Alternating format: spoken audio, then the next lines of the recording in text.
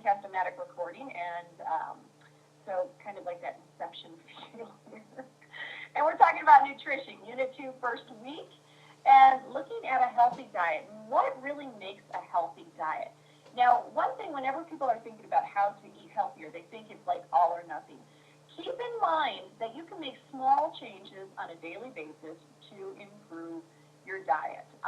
I will say, I know French fries are horrible for the most part. They're just not the best choice out there, but I love French fries. I like McDonald's French fries. I like Burger King French fries. I love BW3's French fries. I even like the healthier version of French fries I make, but French fries are my weakness. So the guidelines are kind of giving you guys information so you can make choices. And so if I'm going to have the French fries, you'll see me eating a plate of French fries with a salad. So I know there are delicious too.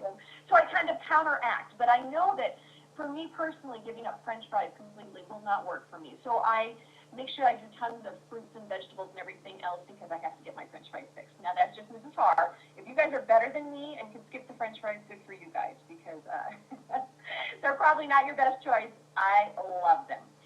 But I try to work around it and make sure I'm making healthy choices. So the dietary guidelines that they suggest for Americans, it's really about making smart choices from every food group and finding a balance between food and how much you're doing as far as physical activity, getting the most nutrition out of any of the calories you're taking. So even though I'm getting a lot of calories from my French fries, I'm going to counteract that with a lot of fruits and vegetables to go with it. And so I'm trying to balance that out to make sure I'm getting my nutrition as well. Oh, Michelle said her downfall is pop. I know we each have something that we're like, we know it's not the best for us, but we tend to do it. I'm all about saying, hey, be forgiving with yourself and just try to make better choices. Like for me, maybe I can stop not going to, backing off maybe one day per week of having French fries and substituting anything else. Or making them at home. When I make them at home, I use a little olive oil and some kosher salt and bacon. They're pretty good that way too, a lot healthier that way. They're just potatoes. And as long as I don't do the deep fry McDonald's style, I'm okay. Someone else had mentioned that they like pop. And they drink a lot of pop. And, a lot of people are in that boat. And we're going to be talking about that. But for you, a small change might be substitute one of those pops or half of that pop or something for a glass of water. And making small changes that over time do make a big difference. So just kind of keep that in mind. The dietary guidelines are trying to stay within your daily calorie needs and getting the most nutrition out of your whatever you eat. So here's food labels. I don't know about you guys, but when you start looking at food labels, it can be so overwhelming and confusing. And luckily, the government has stepped in to try to, reduce the different kind of claims out there and make it more streamlined.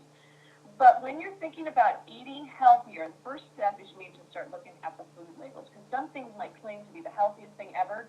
You look at the food label and you're like, holy cow. It's got all these different terms you've never even heard of. And way at the bottom, you might see something like whole wheat flour or something that you recognize, a term that sounds like it's actually, organic or natural food substance. So just kind of keep that aware. I think it's the last time you joined us. I'm going to tack you in here to make sure I get you for attendance. There we go. So when you're looking at food labels, the biggest thing is really make sure you understand what their serving size is. Because the information on the rest of that label is based on that serving size. And serving sizes really can vary. Some places will say it's 1 cup, some say it's 2 cups, some will say a serving size is a half cup. I mean, across the board, they will really vary. So you might go, oh my gosh, look at how many calories this has, or fat calories, but the serving size is really big or very small. So just be aware that serving size really can affect how everything else lines up in that food label. So if you're doing nothing else, please glance at that serving size before you start glancing at everything else. Keep in mind that like a small bag of corn chips may contain 2 or 3 or more serving sizes. So when you're having a small bag of potato chips, I mean, it really fills you up. That could count as many serving size, even though when you first glance at it, I'm like, oh, well, the fat content's not too bad. That's per serving size. So when you multiply the serving size by the fat content, oh, man, then you're going, wow, that might not be the best choice. And keep in mind, we're all going to occasionally make choices that aren't the best or the healthiest for you, but if you can overall make sure that you're eating and being aware that you're getting the most nutritional content from your food, you're going to be doing really well. So when we talk about calories, That word gets talked around a lot. It's how much energy a food provides to your body. That's all it is. It's the energy ratio of what that food can produce for your body. And so, like when you're looking at your serving size in the back of the label, it'll show you how many calories are specifically from fat. Sometimes it'll even say saturated fat, or it'll say protein. And so that can kind of give you an idea when you're looking at a certain food product. Is this more of a protein for me? Is this more, is this higher in fat? And just kind of have aware and be aware where those calories are going to lie. Is that a P? Yes, I think it's actually a P. I got that off of the web, but I think it's a little tiny P.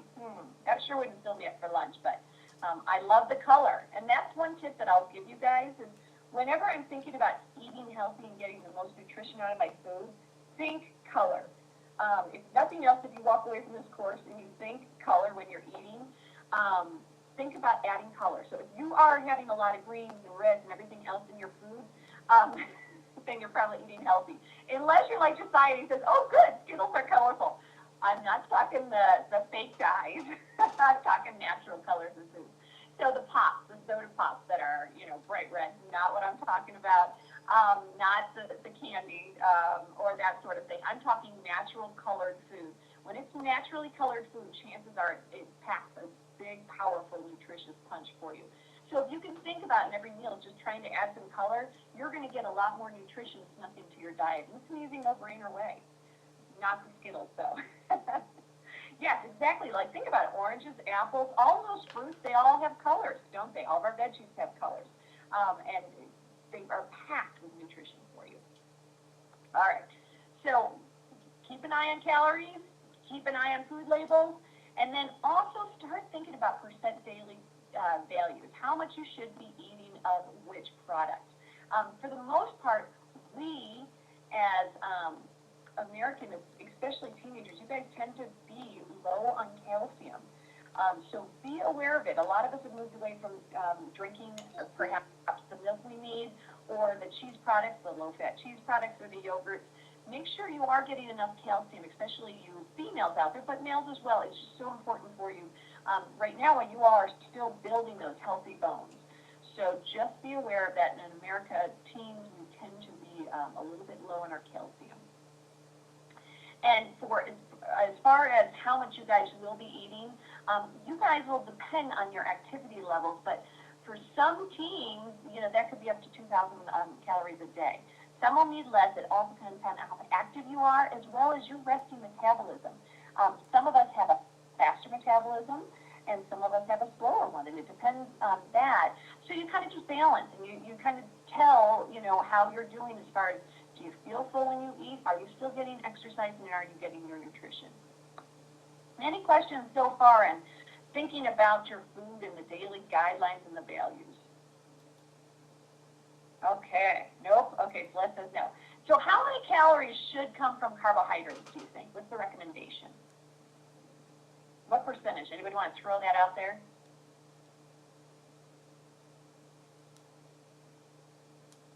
A little higher than that, Caleb. From carbohydrates, we're thinking a little higher. There you go. Excellent. Some of you guys got it. There you go. That was a good guess, though, Caleb. I appreciate you throwing that out there, being the first one, Caleb. Sometimes it's hard to be the first one to tell you about there, so way to go, Caleb. I'm giving you points for that. But Elsie, Joshua, you guys got it. We're looking at about 50 to 60% of our calories should come from carbohydrates. And when I'm talking carbohydrates, I'm not talking Winchell's donuts. Preferably, these are whole grain carbohydrates. I know some of us, we do the bleached flour and white flour and that sort of thing, but try to get as many healthy carbohydrates out there. Have any of you guys tried quinoa before? Anybody out there tried quinoa? This is kind of a new whole foods kind of thing, but it tastes pretty good. Quinoa. It's spelled like this. Quinoa, like that, but it's pronounced quinoa.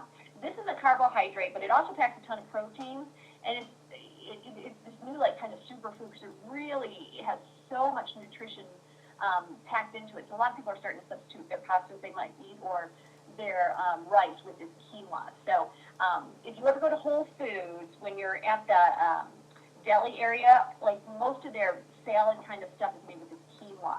It's kind of a funky, different taste, but I encourage you guys to try it sometime. The quinoa. And ask your parents if they've heard of quinoa. I know, I love Whole Foods too. I'm bad. I know it's a little pricey, but I do love it. Okay, so how many calories do you guys think from fat? With most fat coming from sources of unsaturated fat. Of course, we don't want the saturated fat. How many calories do you guys think we should have? There we go, Cameron, 30%. Very good. All right. Excellent, excellent. And keep in mind, each of us will be a little bit different about, where we'll vary with that on a daily basis, on a monthly, depending on what we have going on with our life. But those are general guidelines for you. And then they're saying about 10% of protein. Of course, we want the lean meats as much as possible. Now, I don't know about you, but I don't walk around all day thinking, well, I've eaten 15% of this percent. I don't. I go back, I do Mrs. Harder's I try to eat overall healthy. I try to keep a lot of colors in there. And I try to limit how much saturated fat and how much processed food. I don't, Mrs. Harder is not a perfectionist, and there are times that I'm going to be over at BW3's and eating everything I can that I love there. But overall, I try to make a healthy diet, so I'm not too hard on myself. So just be aware that each one of you is going to be a little different, and if you can make daily small choices to eat healthier, you're going to live a longer, healthier lifestyle. All right? So fat. Ooh, doesn't that look nutritious there? So what are fats? These are lipids. They're nutrients in the food that the body uses to build nerve tissue, like in our brain and our hormones. But we also use fats as fuel. So keep in mind that the body does need a small portion of fat. Remember what percentage? We're talking about 10%. What we're really looking for is try to keep it on the lower side and try to make sure that you are eating the healthy fats. Does anybody know what are some of the healthy fats? Where you can find some of the healthy fats? Somebody list some of the good healthy fats. Yep, unsaturated olive oil. There we go. Olive oil is found to have so many wonderful properties. It's considered one of those kind of superfoods. Cameron, you're very good. Omega. It's one of those superfoods that they're like, wow, this does have a lot of good stuff in it. So if you can get rid of vegetable oil and start moving over to something like olive oil, that's awesome. So just be aware of that. Also be aware of which ones of our vitamins are fat soluble, meaning that they can only be absorbed if there's fat in a person's diet. So believe it or not, there is a certain piece of us that does need a certain amount of fat. So do you guys remember what those fat-soluble vitamins are? See if anybody remembers. There you go. Just like I said, I always try to remember it. ADEK. I don't know. ADEK. Very good, Kelsey. You're close. It's ADEK. So if there's a test question, just remember ADEK. ADEK. And that's vitamins A, D, E, and K are fat-soluble vitamins. I don't know why for years I've always remembered ADEK. Not even sure what that stands for. So if anyone's got a great little way to memorize that and want to share with the class, please do. Those are our fat-soluble vitamins. So keep in mind, we do have our good fats. We can also find them in avocado, olive oil, and this is the olive oil right here I'm showing you, but there's also cholesterol. Let's talk about cholesterol. And you guys, I'm sure you've heard a lot, maybe some of you already have had your cholesterol levels tested. If you have a family history of high cholesterol, even as a kid, you may have had your cholesterol levels tested. Cholesterol levels can be affected by a couple different things. Some of us have genetics that predispose us to high cholesterol levels in the way that we process fats. Others, cholesterol can become high, our blood level cholesterol can be high due to our lifestyle and our diet. So a diet high in fats can, hitting KFC all the time without much exercise. Exercise counteracts that. You could end up having what's called high cholesterol. The reason we're concerned with people with high cholesterol is if you think about your arteries are like these wonderful little, like the tubes that you use when you're watering your garden. Let's say that you are watering your garden and a bunch of dirt goes back into the hose. Somehow it goes back into the hose and it narrows that hose. So now the water is still coming, and so pressure is being built up. Or if you kink the hose, that pressure that's being built up, that is not healthy at all, and you can actually have some severe problems in your arteries if it gets kinked up. That's what cholesterol does. So cholesterol kind of lines those arteries, and it makes it harder for the blood to throw through there, and that develops that cholesterol that's doing that, and that helps build high blood pressure, which we know can lead to so many health diseases. So cholesterol, we want to have low lipid levels of cholesterol. Raise your hand if someone in your family has high cholesterol. You don't have to share if you don't want to. But just make sure that people are eating healthy, in case we had a couple of people share it, absolutely. And some people, thanks Kaylin and Sammy, some people, like I said, it's genetic. It runs in our family, so my kids actually have high cholesterol and they eat pretty healthy. So we just monitor it. It's genetic or it can be lifestyle. Yeah, Caleb, a lot do. You're right. Excellent, Cameron. Perfect. Pretty healthy family. There you go. I always say it comes from my husband's side of the family, so. But yeah, it can run in the family, and you never know. There you go. Diabetes runs in yours. Excellent. That's great to be aware of, Michelle, because there's things you can do with your lifestyle now that can, certain types of diabetes, you can delay the onset or limit the chances that you'll get certain types of diabetes by changing your health and exercise levels. So very good. Excellent. Okay. So cholesterol, keep in mind there's two types of cholesterol. So when the doctor's taking cholesterol, and this could be a test question, hint, hint, hint, there's the good kind. HDL is the good kind. LDL is the bad kind. So if they take your blood levels and they say, yeah, LDL bad, very good.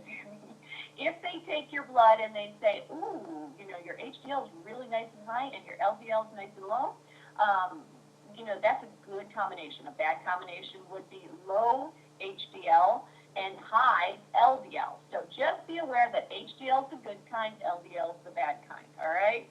Two things to memorize so far. EDECT for our vitamins, for the fat-soluble vitamin, and cholesterol, HDL. I try to remember by H, high five, HDL. That's the good cholesterol, and LDL, low, bad, the bad kind. All right, so keep in mind those are your cholesterol levels. Any questions so far? Low five, there you go. All right, so let's talk about protein. So most of the body, including muscle, skin, and the immune system, is made up of protein. If the body does not get enough fat and carbohydrates, it can use protein for energy. So be sure the foods you eat tend to have enough protein. Now, what are some examples of protein? Let's think of some examples. Something I eat every morning that I get a lot of protein from. There you go, meats and nuts, eggs and chicken. I am an egg eater. I love it. I try to get rid of, I try not to have all of my eggs with egg yolks in, but I love eggs. Eggs are very good for you, unless you have high cholesterol issues. And then if you just get rid of the yolks, breakfast burritos. Kayla, you're sinking my song. I love those. So just be aware of where your proteins and why it is so important that you do have certain amounts of protein. When we talk about some of the anorexia and that sort of, some of the issues, eating disorders later in this unit, we'll talk about how sick they become because of the limit of protein and fat. All right, so then our carbohydrates, and what percentage should we be eating of carbohydrates on a daily basis? Anybody remember this from earlier? This was so 5 minutes ago. There we go, Joshua.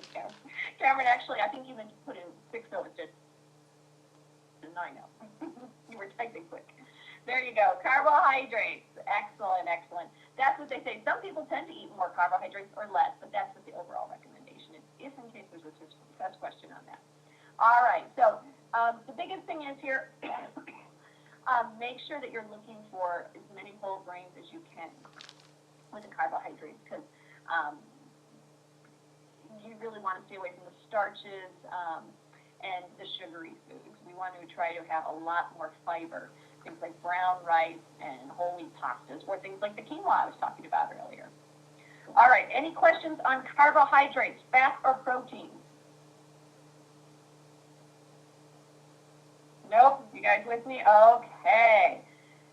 So keep in mind when you're out there, we do, the big thing we are looking for, and the reason Mrs. Harr brings up the color thing, is we really want to make sure that we have enough vitamins coming into us on a daily basis so we can be at our optimal health level. So be aware that vitamins and minerals are really what we're looking to have. And remember, our fat-soluble vitamins are the, see if anybody can type it in quickly, my little abbreviation. There we go, Joshua, excellent. Okay, Josiah, excellent. Caleb, there we go. ADEC. I wish I knew what it stood for. And I have to come up with something fun so I memorize that, but I just say ADEC. Okay, so our water-soluble, these are the C and B complex vitamins such as B6, B12, niacin, folate, that sort of thing. So the water-soluble, they need to dissolve in water before your body can absorb them. Because of this, your body can't store these vitamins.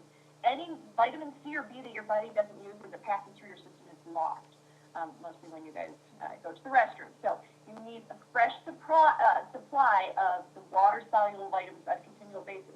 The fat-soluble we can store, but the fat-soluble, this is where we get nervous. You can, if you're taking a ton of vitamin supplements, you could end up taking too much. So you got to be concerned with that because you're not going to flush out them like you're going to be the C and B. The thing about the water-soluble vitamins, have you guys ever heard of rickets, or when they used to take the ships, the pirates, they would go off and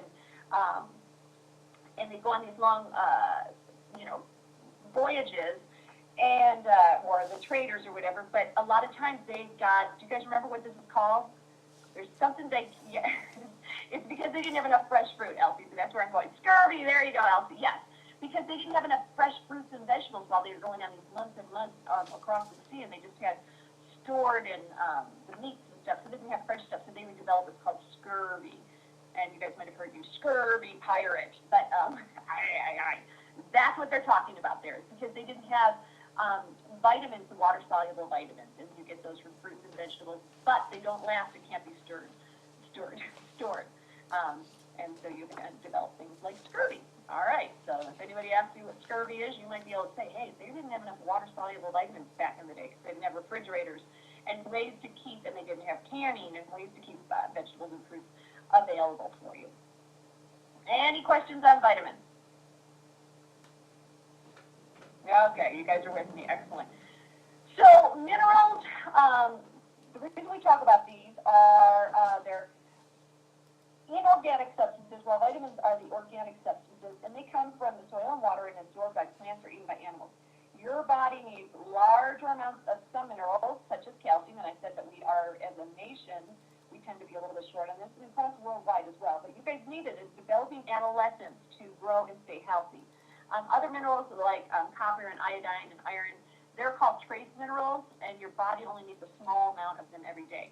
But there are some people that can have a thing called, I won't see if anyone knows, when you're iron deficient. This can sometimes happen. This is one, it's a trace mineral, but you can become iron deficient.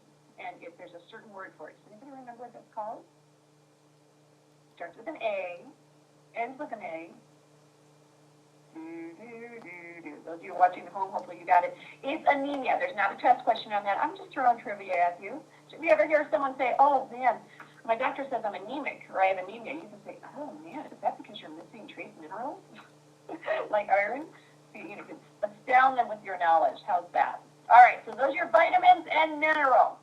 So my MHTA for today, for those of you that are here, and let me make sure I've got everybody. That's Cameron. That's Elsie. That's Michelle. That's mine, Josiah and Joshua. Hey, both you guys weren't here last time, right? Make sure I got that right. Shoot me a message if I got that wrong, but I thought I only had one of you guys down. We have Caleb. We have Cameron. We've got Celeste. And Elsie. And did I forget anyone? Got Michelle. Got Sandy. Okay, I think I got everyone. So I'm going to close, after I get the NHT here, with, have you guys, for this one, I go back here. This is from, this is a funny song. So I'm going to play a song for you guys as you're heading out here. Oh, that's my computer froze, which is good. Never mind. I was going to, it's not Where Are They All, but it was another one. So I apologize. I'll save that for next week. It's kind of a funny little skit they do on eating. Okay, perfect, Michelle. Excellent. So the MHTA, Mrs. Har's takeaway, is eat colorful, not Skittles. as was brought up by someone today, but eat colorful. Try to make small, colorful additions, and I'm talking natural coloring, natural occurring food coloring. Try to add those to your diet. By doing that, you're going to increase the amount of nutrition you're going to get out of every meal. All right? I know, Sammy, sorry about the Skittles. Not Skittles, not Red Pop, not Red Dye Number, whatever it is. Try to eat colorful. Every meal, try to make sure there's something colorful. Yellow banana, whatever it may be, red peppers in your pasta, or green peppers on your salad, or add some more green leafy vegetables to your salad. All right? So let me know if you have any questions or concerns. Otherwise, you guys enjoy the rest of this Monday. Oh, no worries, Valeria. Breakfast burrito with salsa is colorful. There you go. No worries. We're just finishing up, but you know what? I'll send out the recording. You can watch the recording for us. Sound good? All right. Thanks, everyone. Thanks for joining us.